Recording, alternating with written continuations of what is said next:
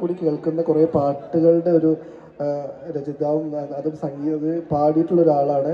അപ്പോൾ തീർച്ചയായിട്ടും അദ്ദേഹത്തിൻ്റെ മകളുടെ ബർത്ത്ഡേ വരുന്ന സമയത്ത് പങ്കെടുക്കുക എന്നുള്ളത് വലിയ സന്തോഷം തരുന്ന കാര്യമാണ്.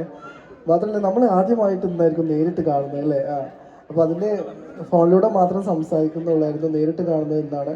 അത് മോളുടെ പിറന്നാൾ വരെ നമ്മൾ കാത്തിരിക്കേണ്ടി വന്നു. അപ്പോൾ അതുകൊണ്ട് മോള് ഈ ദിവസം ഓർക്കുന്ന പോലെ തന്നെ നമ്മളെല്ലാവരും, പ്രത്യേകിച്ച് ഞാനും ഈ ദിവസം ഓർക്കുന്നൊരു ദിവസമായിരിക്കും.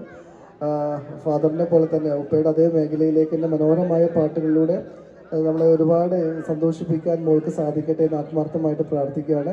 അപ്പം ഈ ഒരു ക്ഷണം സ്വീകരിച്ച് ഇവിടെ എത്തിയ എല്ലാവർക്കും എൻ്റെ ഹൃദയത്തിൻ്റെ ഭാഷയിൽ ഞാൻ നന്ദി അറിയിക്കുന്നു. കാരണം ഒരാളുടെ ജീവിതത്തിലെ മനോഹരമായ നിമിഷം ഏറ്റവും മനോഹരമാക്കി കൊടുക്കുക എന്ന ഉദ്ദേശത്തോടു കൂടി ഇവിടെ എത്തുക എന്ന് പറയുന്നത് വലിയൊരു മനസ്സാണ്. ആ ഒരു മനസ്സിന് എല്ലാവരോടും ഞാൻ നന്ദി അറിയിക്കുകയാണ്. അവർക്ക് വേണ്ടിയിട്ട് എന്തായാലും ഹാപ്പി ബർത്ത്ഡേ, എല്ലാവിധ സന്തോഷങ്ങളും ഉണ്ടാവട്ടെ.